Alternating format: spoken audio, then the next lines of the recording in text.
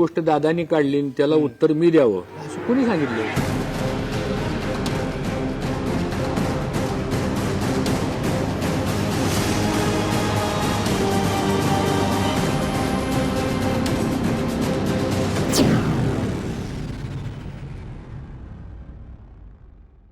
विधानसभा निवडणुकीची रणधुमाळी सुरू झालेली आहे आणि आज आपण इंदापूरमध्ये आलेलो आहोत. खरं तर राज्यातला सर्वात चर्चेचा हा मतदारसंघ राहिलेला आहे, कारण की याच ठिकाणावरून हर्षवर्धन पाटील जे आधी भाजपमध्ये होते, नंतर त्यांनी आता शरद पवार यांच्या राष्ट्रवादी काँग्रेस पक्षामध्ये प्रवेश केला आणि त्यांना इंदापूर विधानसभेची उमेदवारी सुद्धा स्वतः शरद पवारांनी घोषित केलेली होती. आता सध्या इंदापूरमध्ये प्रत्येक गावांना भेटी हर्षवर्धन पाटील आहेत ते सुद्धा देतात आणि स्वतः आपल्याला एका बोरी गावामध्ये ते भेटलेले आहेत आणि आज आपण खास त्यांच्याशी संवाद साधणार आहोत. नेमका कशा पद्धतीचा प्रचार सुरू आहे, कारण की महिन्याभरापूर्वी ते भाजपमध्ये होते. भाजपचे एक पश्चिम महाराष्ट्रातले महत्वाचे नेते म्हणून त्यांच्याकडे पाहिलं जात होतं, पण आता त्यांनी हातामध्ये तुतारी घेतलेली आहे आणि तुतारीचा प्रचार सध्या त्यांचा सुरू आहे. सुरुवातीला लोकशाही न्यूजमध्ये खूप खूप स्वागत आहे. कसा प्रतिसाद आहे? तुम्ही गावागावांमध्ये भेटी देत आहेत, अवघे काही दिवस आता मतदानाला सुद्धा राहिलेले आहेत. नाही, सर्वप्रथम तर मी लोकशाही चॅनलला मनापासून धन्यवाद देतो की एवढ्या आमच्या प्रचाराच्या रणधुमाळीमध्ये तुम्ही पाठलाग करत करत आज आमचा जो काही गाव भेटीचा दौरा चालू आहे आणि मतदार संपर्क अभियान असं आम्ही ह्या प्रचारामध्ये सूत्र स्वीकारलेलं आहे आणि त्यासाठी आमचा आज दौरा चालू आहे. निश्चितच लोकांच्यापर्यंत पोहोचणं आणि लोकांना आपली भूमिका समजून सांगणं. आणि आपण तर आता विरोधी पक्षात आहोत. महाराष्ट्रात काय आपली सत्ता नाहीये, केंद्रात आपली सत्ता नाही. त्यामुळं आपण विरोधी पक्षात असल्यामुळं काहीच काम ह्या परिसरामध्ये जे सत्तेमध्ये आहेत त्यांच्या माध्यमातून झालेलं नाही आणि जी झालेली कामं आहेत ती सगळी ती काही इंटरेस्टनी कामं झालेली आहेत.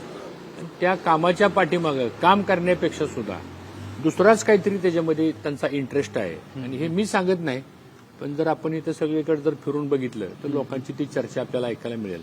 आणि त्यामुळे जास्तीत जास्त जनसंपर्क करणं, जास्तीत जास्त गेल्या 10 वर्षामधली निष्क्रिय कारकीर्द, भ्रष्टाचारी कारकीर्द, गावागावामध्ये वाद निर्माण करणं आणि प्रशासनावरती कुठल्याही प्रकारचा वचक नसणं आणि त्यातून सामान्य माणसाला वेठीस धरणं, ही साधारणतः या प्रचारामधले प्रमुख मुद्दे आहेत.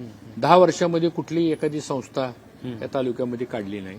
10 वर्षामध्ये कुठल्या एखाद्या समाजाच्या गरीब मुलाला नोकरी दिली गेलेली नाही. कुठलंही उद्योग प्रकल्प ह्या भागामध्ये आणले नाहीत. शेतकऱ्यांच्या करता तर पूर्णपणे अपयशी ठरलेली ही मंडळी आहेत, कारण दुधाला 40 रुपये दर मिळायला पाहिजे, तो 25 रुपये मिळतोय. त्यानंतर फळबागा, मकेचे दर, सोयाबीनचे दर, कांद्याचे दर, निर्यात. आता साखरेच्या बाबतीत सुद्धा गेले 5 वर्षापासून आम्ही मागणी करतोय की MSP वाढवा. मिनिमम सपोर्ट प्राइस जी आहे साखरेची ती झाल्यानंतर FRP 550 रुपयांनी वाढली आणि त्यामुळं एकंदरीत शेतकऱ्याच्या विरोधामध्ये हे सरकार आहे अशी शेतकऱ्यांची भावना आहे. आम्ही टीका म्हणून करत नाही, ही वस्तुस्थिती आहे. आणि म्हणून दूध पिकवणारा शेतकरी अडचणीत आहे, फळबागा पिकवणारा शेतकरी अडचणीत आहे, ऊस पिकवणारा शेतकरी अडचणीत आहे आणि खरीप आणि रब्बीमध्ये जे काय गहू घेतो आपण, खपली घेतो, ज्वारी घेतो, बाजरी घेतो, हरभरा घेतो, त्याच्याही कुठल्याही शेतमालाला दर नाही. त्यामुळे हा एक मेजर फॅक्टर आहे. दुसरा, शिक्षणाच्या बाबतीत काहीच घडलेलं नाही. इथं एक साधी प्राथमिक शाळेची खोली सुद्धा निर्माण झालेली नाही. आज संख्या वाढते, 1,40,000 पॉप्युलेशन तालुक्यातलं, म्हणजे 28% पॉप्युलेशन तालुक्यातलं हे विद्यार्थी युवा वर्गातलं आहे. मग ह्यांची मागणी काय? ह्यांची मागणी काय रस्ता आणि कॉन्ट्रॅक्ट आणि टेंडर ही नाहीये. त्यांची मागणी आम्हाला चांगलं शिक्षण द्या, engineering college, polytechnic college, D pharmacy, B pharmacy, त्याचबरोबर प्राथमिक शाळा, माध्यमिक शाळा, उच्च माध्यमिक शाळा, आर्ट्स, सायन्स, कॉमर्स, परत काही अकॅडमीज सुरू कराव्या लागतील, काही शासकीय नोकरी भरती करण्याकरता काही अभ्यासिका सुरू कराव्या लागतील. ह्याचं काहीच विजन नाही आणि त्यामुळं अख्खा इंदापूर तालुका असा पॅरालाइज झाल्यासारखं वाटतोय आम्हाला. पण दादा परवा इंदापुरामध्ये बोलताना म्हणाले की या भागाला आम्ही 300 कोटींचा निधी दिलेला होता.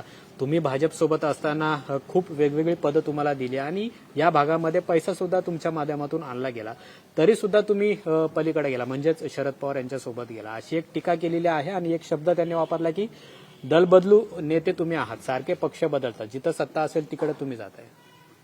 मला असं वाटतं की अजितदादा हे महाराष्ट्रातले सगळ्यात मोठे नेते आहेत आणि त्यांना एक फार मोठा अधिकार प्राप्त झालेला आहे. तो महाराष्ट्रात कुठल्याच नेत्याला नाही. कुठेही जायचं महाराष्ट्रामध्ये, कुठल्याही मतदारसंघात जायचं, कुणी भेटायला आलं तर कुणाबद्दल काहीही बोलण्याचा आणि कसंही बोलण्याचा अधिकार हा फक्त अजितदादांनाच आहे. त्यामुळं ते आम्हाला सगळ्यांना आता आंघोळणी पडलेलं आहे. आता माझे इथं काय बोलले त्यापेक्षा ते तासगावला जाऊन काय बोलले हे तुम्हालाही कळलं असेल. आपल्याकडे संस्कृती काय, आपण आता इथं बसलोय पारावर, आपली संस्कृती आहे. एखादा दिवंगत झालेल्या माणसाबद्दल आपण बोलत नाही. आणि 10 वर्षापूर्वी जो माणूस दिवंगत झाला त्याच्याबद्दल काय वक्तव्य केले की त्यांनी आमचा केसानं गळा कापला आणि 70,000 कोटीचा भ्रष्टाचाराची जी फाईल आली होती त्याच्यावर आर पाटलांनी सही केली. आता काय ह्याच्यात आर पाटलांचा काय दोष होता का? आणि माझ्या मतदारसंघात येऊन त्यांनी जे काही वक्तव्य केले, आमच्याबद्दल जे गौरवोद्गार काढले, खरं म्हणजे मी त्यांचा आभारच व्यक्त करतो. आता ते एकदा आले, मला वाटतं त्यांनी 150 गावात यावं आणि अशाच प्रकारचे आमच्याबद्दलचे गौरवोद्गार काढावेत. मी त्यांचं सततचे आभार मानेन. पण सातत्याने तुमचं आणि त्यांचं पटलेलं दिसत नव्हतं. म्हणजे महाआघाडीचं सरकार होतं त्यावेळेस सुद्धा तुमच्यात खटके उडत होते. आता तुम्ही महायुती म्हणून एकत्र होतात, लोकसभेला तुम्ही त्यांचं काम केलं नाही असं सुद्धा तुम्ही बोलता बोलता म्हटलं की अदृश्यपणे आम्ही. नाही, मी तसं म्हणलेलं नाही. त्यांनी तसं उदाहरण दिलं. ऐकून घ्या, मी तसं म्हणलेलं नाही. मी काय उल्लेख केला की लोकसभेच्या निवडणुकीला आम्ही सगळे त्यांच्याबरोबर असताना काही अदृश्य शक्ती अशा होत्या की त्यांनी कोणाचंच ऐकलं नाही आणि सुप्रियाताईंचं काम केलं. माझं भाषण नीट ऐका तुम्ही. तुमच्या मीडिया लोकांना आमचे सगळे मित्र आहेत. तुमचं वैशिष्ट्य काय, तुम्ही एक वाक्य असतं का नाही त्याच्या अगोदरचे 2 शब्द गाळता, शेवटचे 2 शब्द गाळता आणि मधलं फक्त 2 शब्द घेता. असं कन्फ्युजन करत जाऊ नका. एखादी गोष्ट बोलली तर मी बोललीच म्हणेल. म्हणजे लोकसभेला तुम्ही सुनेत्रा पवारांचं आम्ही त्यांच्याबरोबरच होतो ना.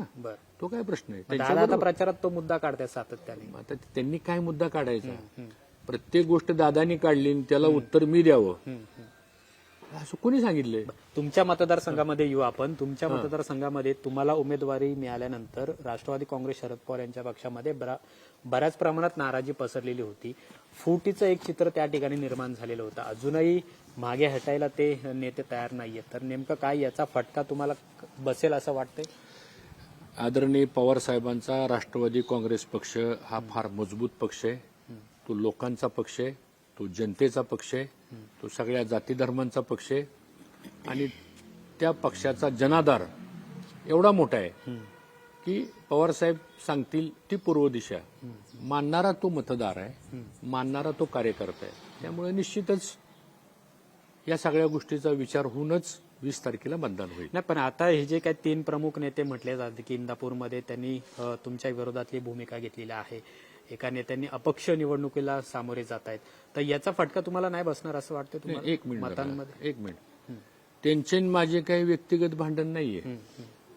ते आमचे नातेवाईक आहेत, ते आमच्याबरोबर त्यांनी बरेच वर्ष काम केलेलं आहे. त्यांनी भूमिका आता पवार साहेबांनी पक्षाच्या विरोधात भूमिका घेतलेली आहे. तुम्ही गल्लत करता येते. बरोबर. तुम्ही प्रश्न विचारताना सुद्धा तुम्ही मुद्दा विचारला पाहिजे प्रश्नाचा. त्यांचा विरोध मला नाही व्यक्तिशः. मला उमेदवारी दिली म्हणून विरोध आहे. मला उमेदवारी कोणी दिली? मला उमेदवारी पक्षानं दिली. साहजिक आहे.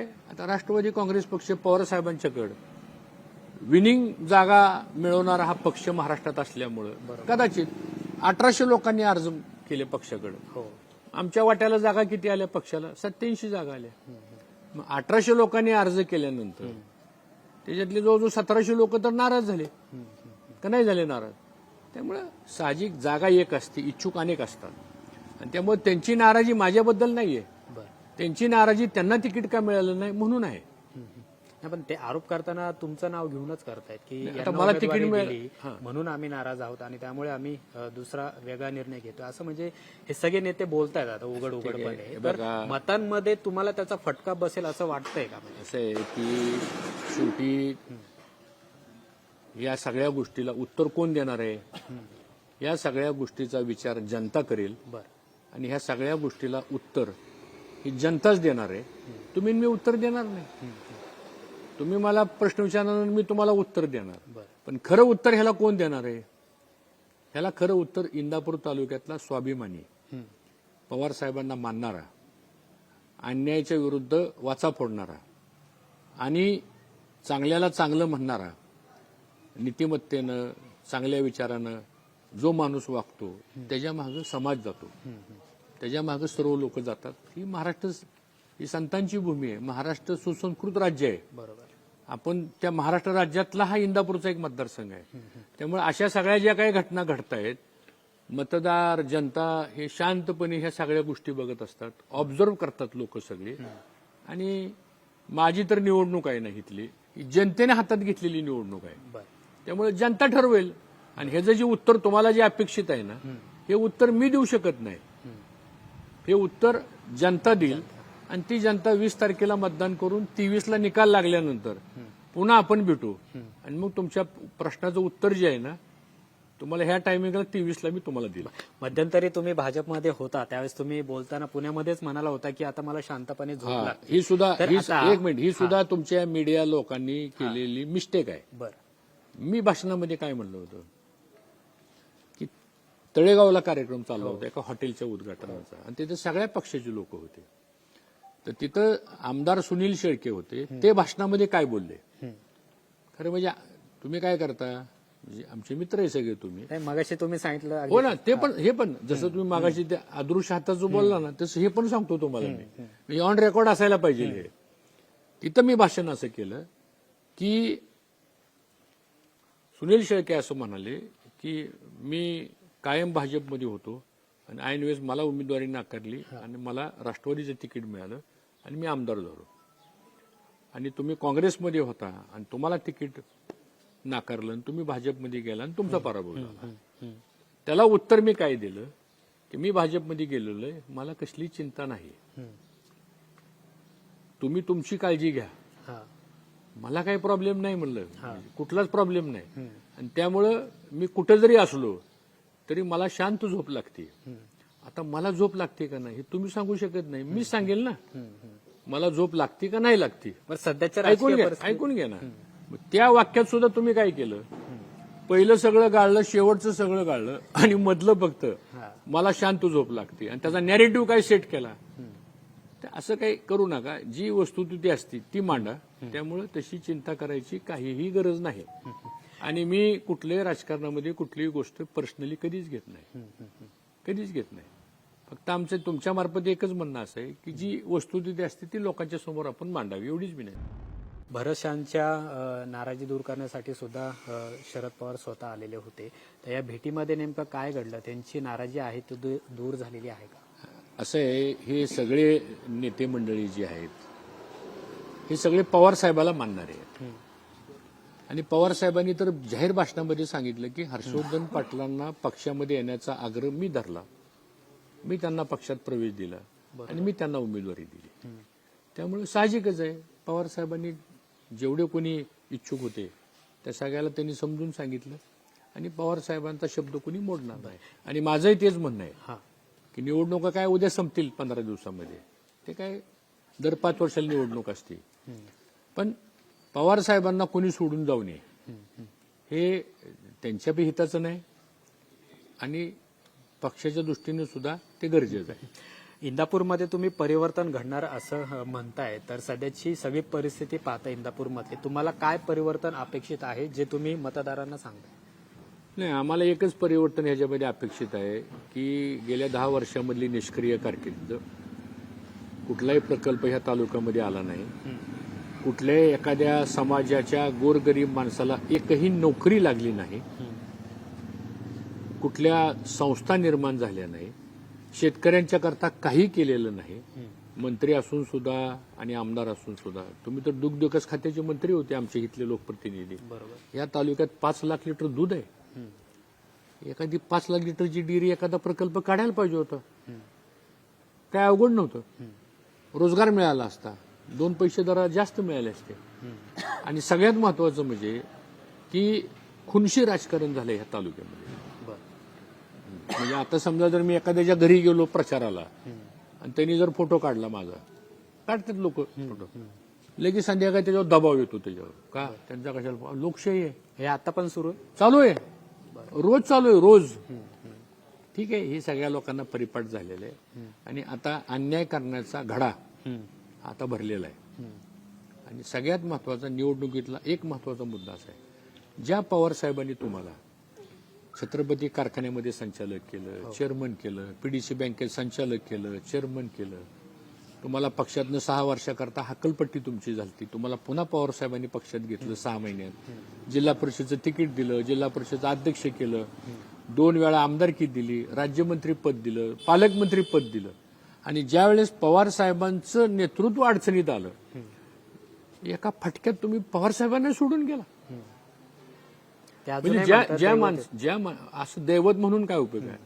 लात मारायची म्हणायचं आमचं दैवत आहे. मग पवार साहेबांच्या मागे ज्यावेळेस राजकीय संकट आलं, ज्या माणसानं तुम्हाला घडवलं, हे लोकांना आवडलेलं नाही. राजकारण म्हणून बोलत नाही मी. म्हणजे वडिलांनी आपलं सगळं संगोपन करायचं, सगळं आपल्याला समाजामध्ये उभा करायचं वडिलांनी, आणि मग थोडीशी आपली ताकद वाढली की वडिलाला सोडून द्यायचं. सांगतो तुम्हाला, हे लोकांना आवडलेलं नाही. आणि ह्याचं प्रत्यय हे उद्याच्या निवडणुकीला होईल. तुम्ही सुद्धा आता हातामध्ये तुतारी घेतलेली आहे, अवघे काही दिवस मतदानाला राहिलेले आहेत, तर काय जनतेचा कौल आहे असं वाटतं? जो मला राज्यात सत्तांतर होईल, तुमच्या पक्षाची किंवा महाविकास आघाडीची सत्ता येईल असं वाटतं? हे बघा, एक लक्षात ठेवा, 3 महिन्यापूर्वी लोकसभेच्या निवडणुका झाल्या. एवढी प्रचंड ताकद महायुतीने लोकसभेच्या निवडणुकीला लावली. आणि सगळे एक्झिट पोल काय म्हणत होते, आणि तुम्ही सुद्धा मीडियाचे लोक काय म्हणत होता, की 15, 16, 17 जागा येतील महाविकास आघाडीच्या. काय केलं जनतेनं? लोकांना आता बदल पाहिजे, पहिली गोष्ट. दुसरी गोष्ट, महाराष्ट्र सरकारची घडी आता विस्कटलेली आहे. ही घडी जर बसवायची असेल तर अनुभवी नेतृत्व लागेल आता ह्याला. आणि ते पवार साहेबाच्या रूपानं आहे की ज्यांनी 60 वर्ष महाराष्ट्रामध्ये काम केलेलं आहे. त्यांना सगळ्या गोष्टीचा अनुभव आहे, प्रशासनाचा अनुभव आहे, शेतकऱ्यांचा अनुभव आहे, सगळ्या समाजाचा अनुभव आहे. ग्रामीण, शहरी, औद्योगिकरण, शिक्षण क्षेत्र असं कुठलं फील्ड नाही की जिथं पवार साहेबांचा स्पर्श नाही, असं कुठलं फील्ड नाही.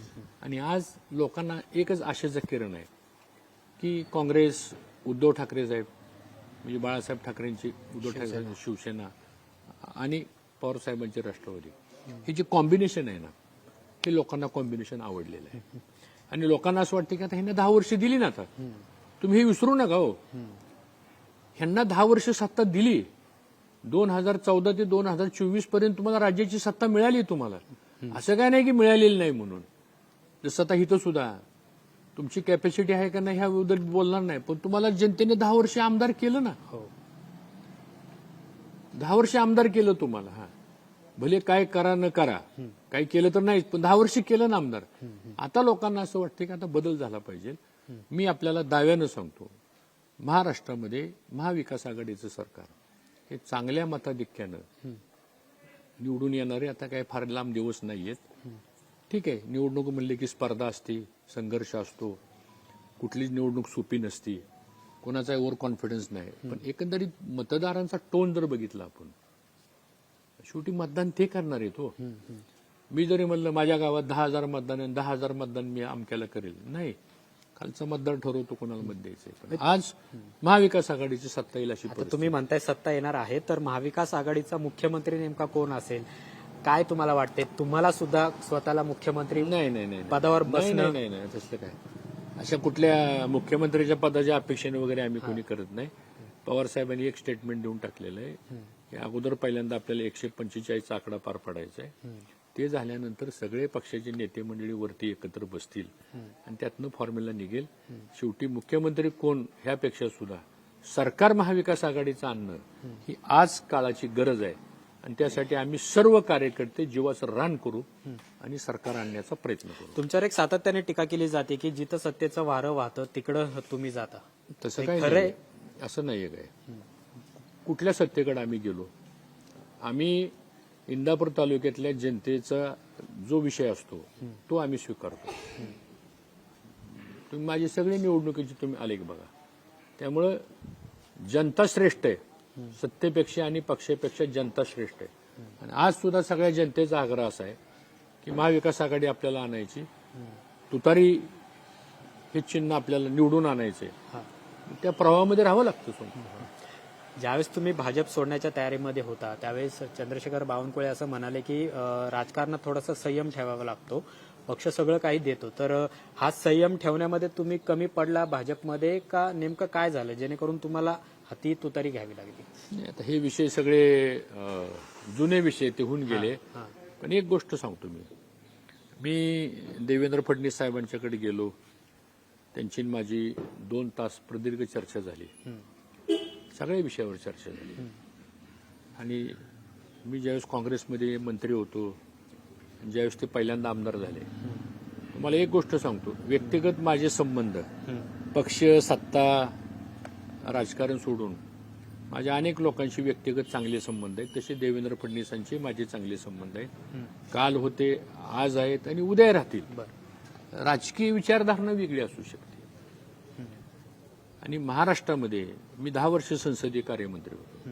त्यामुळे अक्रॉस द पार्टी लाईन ज्यावेळेस एखादा राज्याचा हिताचा प्रश्न येतो, काही सामाजिक प्रश्न निर्माण होतात, काही आरक्षणाचे प्रश्न निर्माण होतात, त्यावेळेस एकटं सरकार काय करू शकत नाही.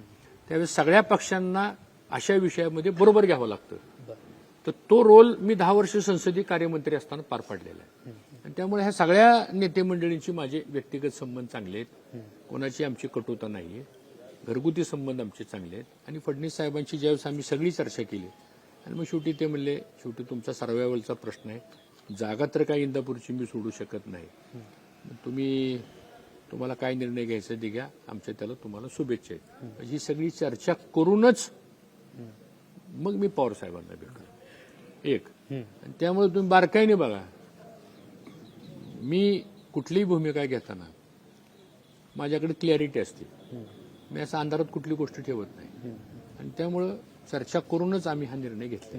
शेवटचा प्रश्न, काल 2 दिवसापूर्वी पाडवा झाला, तुम्ही सुद्धा बारामतीमध्ये गेलेला होता. एक कुटुंबामध्ये सुद्धा आता दुरावा आहे तो निर्माण झालेला आहे या सगळ्या राजकीय परिस्थितीमुळे.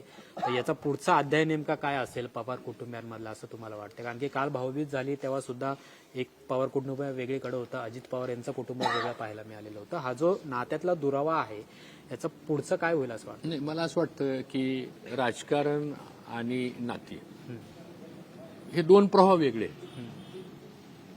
आणि त्यामुळं प्रत्येकाची कुटुंब, आता प्रत्येकाच्या भावकीतला वाद असतो, कुटुंबातला वाद असतो, प्रत्येकाच्या घरामध्ये असतो, असं काही नाही.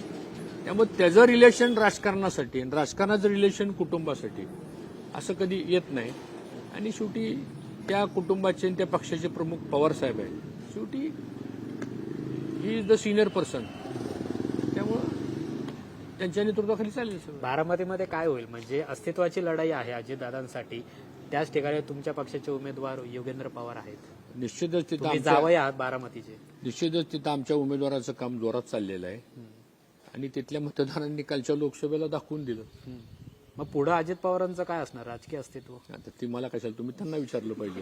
तुम्ही बारामतीचे जावई आहात, तुम्हाला सगळी माहिती आहे बारामतीची. उलट बारामतीकरांनी जावायची काळजी करायची असते, जावायनी त्यांची काळजी करायची नसती. आता त्यांचं पुढे काय होईल आता मी काय सांगू त्यांना. तुमच्या शुभेच्छा आहेत त्यांना. आमच्या शुभेच्छा कायमच आहेत. कारण शेवटी राजकारणामध्ये, समाजकारणामध्ये प्रत्येकाचा रोल ठरलेला असतो. सांगतो त्याच्यात काय व्यक्तिगत कोण कोणाचं दुश्मन नाहीये. आणि महाराष्ट्रातली संस्कृती फार वेगळी आहे. आपण जर बघितलं इतर राज्यासारखं नाही येते. त्यामुळे ठीक आहे आता तुम्हाला आमच्या सर्वांच्या शुभेच्छा आहेत. तुम्हाला आता खूप काम आहे आता ह्या 15 दिवसामध्ये. धन्यवाद. खूप खूप धन्यवाद. तर आपल्यासोबत हर्षवर्धन पाटील जे इंदापूरमधून शरद पवार यांच्या पक्षाचे उमेदवार आहेत आणि त्यांचा प्रचार आहे तो सध्या गावोगावी जाऊन सुरू झालेला आहे आणि मोठ्या मताधिक्याने ते विजयी होतील असा सुद्धा विश्वास आहे आणि राज्यामध्ये महाविकास आघाडीचं सुद्धा सरकार येईल असा सुद्धा विश्वास त्यांनी व्यक्त केलेला आहे. आज इथेच थांबूया. लोकशाही न्यूजमध्ये पुढचे पुढारी नेमके कोण असणार आहेत हे सुद्धा आपण पाहणार आहोत. पण तुर्तास इंदापूर मतदारसंघाचा आढावा आपण घेतलेला आहे आणि रोखठोक हर्षवर्धन पाटील यांनी सुद्धा आपल्याशी संवाद साधलेला आहे. नमस्कार.